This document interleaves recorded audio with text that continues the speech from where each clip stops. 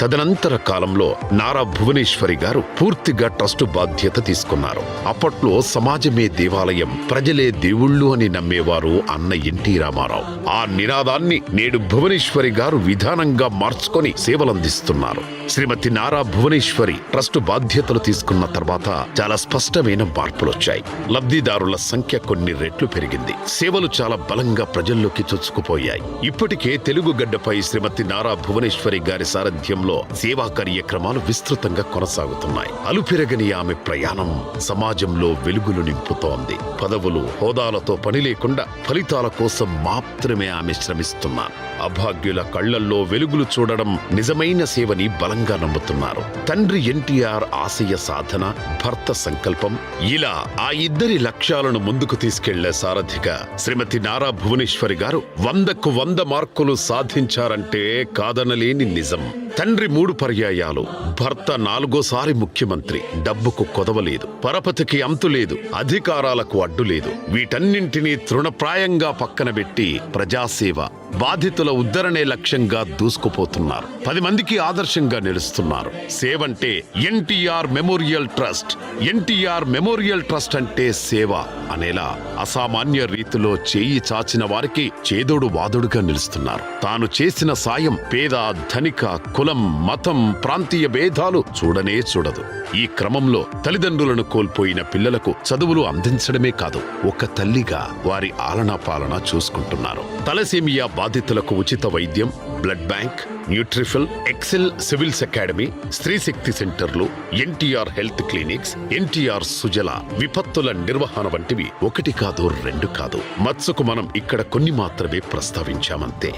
NTR trust సేవల వివరాలను విభాగాల వారిగా చెప్పుకుంటే వాస్తవాలు ఇట్టే కళ్లకు కడతాయి. ప్రధానంగా ఎన్టీఆర్ ట్రస్టులో విద్యకు చాలా ప్రాధాన్యత ఉంటుంది. అందుకు అనుగుణంగానే కృష్ణా జిల్లా చల్లపల్లి పోగోలు గ్రామంలోని 15 ఎకరాల శివిశాల ప్రాంగణం. ఈ ప్రాంగణంలోని భవనాల్లో రమారమి 400 మంది విద్యార్థులు ఎన్టీఆర్ హై స్కూల్లో విద్యాబుద్ధులు నేర్చుకుంటున్నారు. అనాథలు, ఆర్థికంగా చితికిపోయిన కుటుంబాల్లోని చిన్నారుల చదువులు ఎట్టి పరిస్థితుల్లోనూ నిలిచిపోరాదని భువనేశ్వరి గారు బలంగా నమ్ముతారు.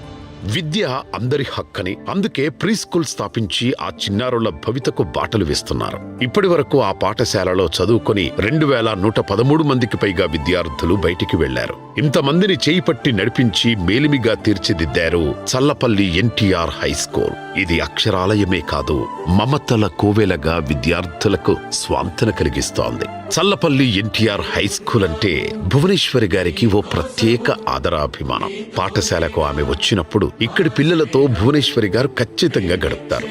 విద్యార్థులకు తానే స్వయంగా భోజనం వడ్డించడమే కాదు, ఆమె కూడా వారితో కలిసి ముచ్చటగా భోజనం చేయడం అందరి మనస్సులను కదిలిస్తుంది. వీరి పట్ల శ్రీమతి నారా భువనేశ్వరి గారు కురిపించే అనురాగ వాత్సల్యం అద్వితీయం.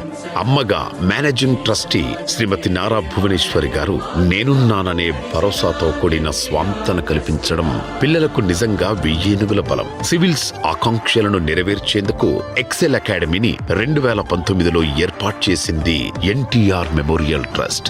దీనిని మేనేజింగ్ ట్రస్టీ శ్రీమతి భువనేశ్వరి గారు ప్రారంభించారు. ఇందులో ఐఏఎస్, ఐపీఎస్ ఔత్సాహిక విద్యార్థులు తమ కలలు నెరవేర్చుకోవచ్చు.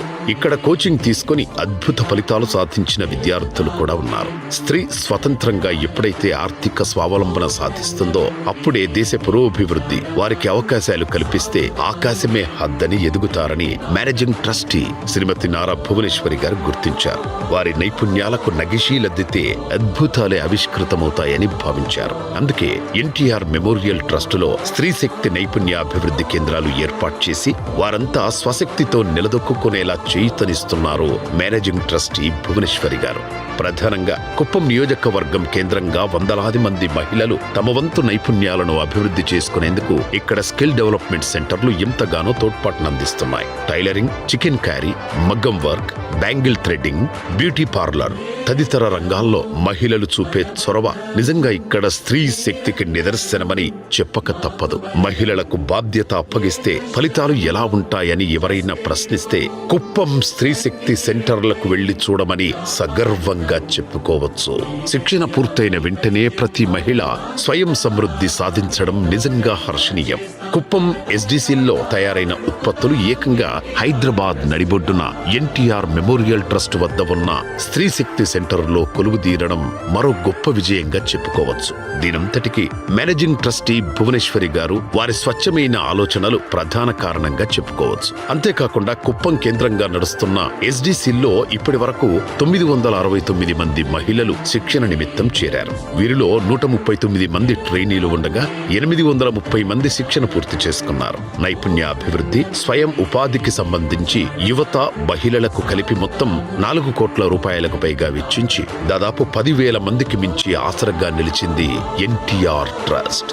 దీనికి తోడు చిరు వ్యాపారులను దృష్టిలో ఉంచుకొని వందలాది తోపుడు బళ్లు ఇచ్చి భువనేశ్వరి గారు ఆదుకున్నారు. ఇంకా 120 వరకు ఫుడ్ కోర్ట్స్, 130 కుట్టు మిషన్లు ఇచ్చి సేవకు దర్పణంగా నిలిచారు మేనేజింగ్ ట్రస్టీ నారా భువనేశ్వరి గారు. ఇక వైద్య ఆరోగ్య విషయంలో ఎన్టీఆర్ ట్రస్ట్ చాలా విస్తృత సేవలు చేస్తోంది. కుప్పంతో పాటు సాలూరు, తాడేపల్లి, మంగళగిరిలో కూడా ఎన్టీఆర్ సంజీవని హెల్త్ క్లినిక్స్ ఏర్పాటు చేసింది.